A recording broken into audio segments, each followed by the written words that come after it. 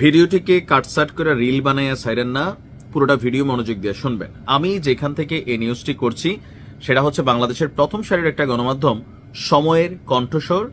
তাদের লিড নিউজটা ছিল যেসব আসনে প্রার্থী পরিবর্তন করতে পারে বিএনপি।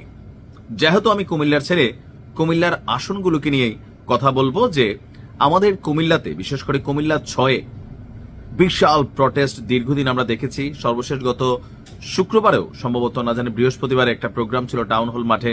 সেখানে মনিরুল চৌধুরী সাহেব এবং কি হাজী ইয়াসিন সাহেবের একই দিনে দুইটা প্রোগ্রাম ছিল। একটা ছিল মিলাদ মাহফিল আর একটা ছিল নির্বাচনী প্রোগ্রাম। একটা মুখোমুখি অবস্থান ছিল। তারপর আমরা দেখেছি কোন রকম সহিংস অ্যাক্টিভিটিস ছাড়াই প্রোগ্রামটা সুন্দরভাবে শেষ হয়েছে। তবে হাজী ইয়াসিন সাহেবের যারা প্রার্থী আছেন, এই নিউজগুলা তাদের জন্য পজিটিভ লিড নিউজ হয়ে যাচ্ছে।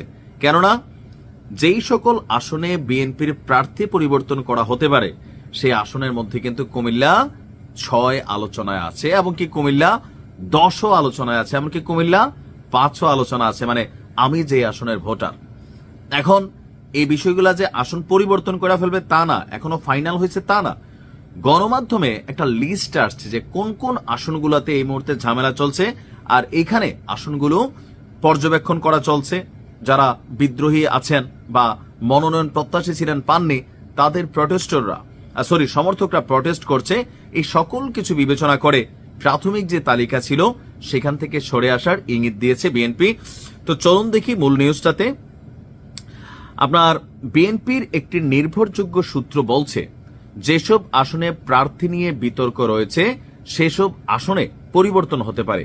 সব মিলিয়ে 30টি আসনে এই পরিবর্তন আসতে পারে। তার মানে একটা বড় সংখ্যা। আপনিও দেখেন আপনার এলাকার নাম আছে কিনা।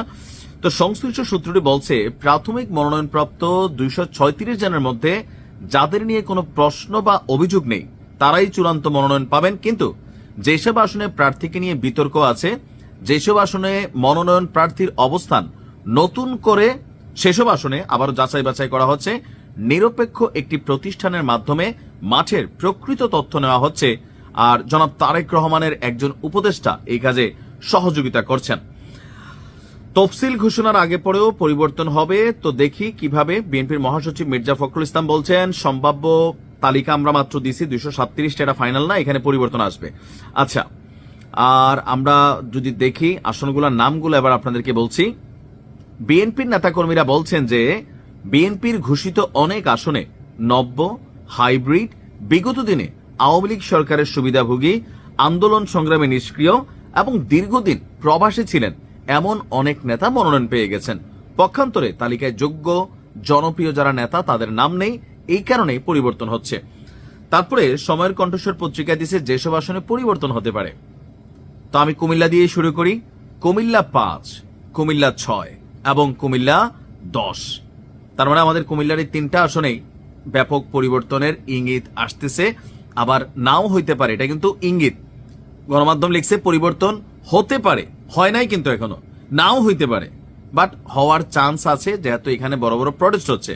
ঢাকা 5, ঢাকা 12, সুনামগঞ্জ 1, চাঁদপুর 4, ব্রাহ্মণবাড়িয়া 4 মানে কসবা এবং আখাউড়া যে এলাকা, মাগুরা 2, কুষ্টিয়া 4, টাঙ্গাইল 3 মানে টাঙ্গাইল 3, নেত্রকোনা 5, সিরাজগঞ্জ 3, নেত্রকোনা 3, আটপাড়া, কেন্দুয়া, চট্টগ্রাম 2, 4, 12, 13 এবং 16, ফেনী 2, গাইবান্ধা 4, ব্রাহ্মণবাড়িয়া 5, দিনাজপুর 1, 2 এবং 4, নরসিংদী 4, সাতক্ষীরা 2 এবং 3, নাটোর 1, জামালপুর 2, টাঙ্গাইল 1, নীলফামারী 4, কুষ্টিয়া 2 এবং 3,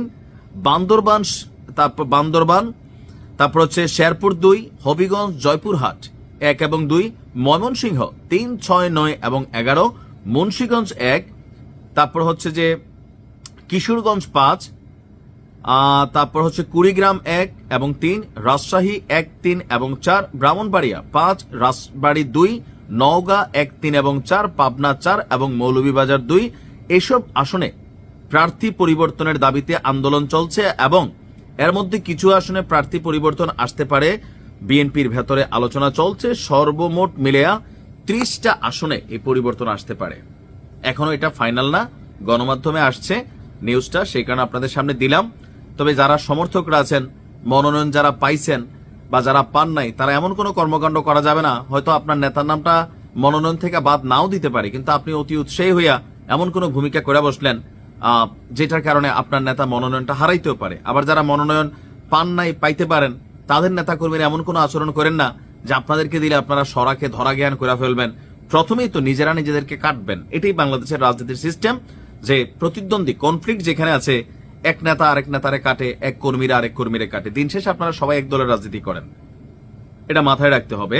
পরিবর্তন হতেও পারে, নাও হতে পারে, তবে ইঙ্গিত কিনো এই আসনগুলোতে আসছে, কারণ এখানে বড় ধরনের একটা প্রটেস্ট চলছে। এখন দেখা যাক কি হয়। দিন শেষে সবচেয়ে বড় কথা কি, কপালে থাকা লাগে। এটা একটা রাজটিকা, যেটা দেখা যায় না। ক্ষমতা আল্লাহর তরফ থেকে আসে, আর যদি সেটা আপনার কপালে না থাকে, আপনাকে ধৈর্য ধরে এটা মেনে নিতে হবে। চেষ্টা করতেছেন, চেষ্টা করতে থাকুন, ভালোভাবে মানুষের কাছে বার্তা পৌঁছান। নেতা কর্মীরা যারা একটু লাফালাফি করতেছেন, তিরিং বিরিং, হ্যাঁ আমার নেতা আসলে তোকে দেখা নিব, অমুকরে দেখা নিবেন, এগুলা বন্ধ করেন। আপনার আচরণও কিন্তু আপনার নেতার পক্ষে যাচ্ছে, বিপক্ষেও যাচ্ছে। কারণ দল যখন আপনার খবর নিচ্ছে, তখন কিন্তু এই নেতার পাঁচটা ডান হাত বাম হাত কোনগুলো, এগুলোর অবস্থান কি, এলাকার মধ্যে এরকম করে সেরকম করে, এগুলোও কিন্তু রিপোর্ট হিসেবে যায় যে তারে দিলে বিএনপির মান সম্মান বাড়বে নাকি কমবে। সো খুবই স্পর্শকাতর ইস্যু। ভালোবাসা জনগণের হৃদয় জয় করেন, গুটিবাজি করে না। ভালো থাকুন।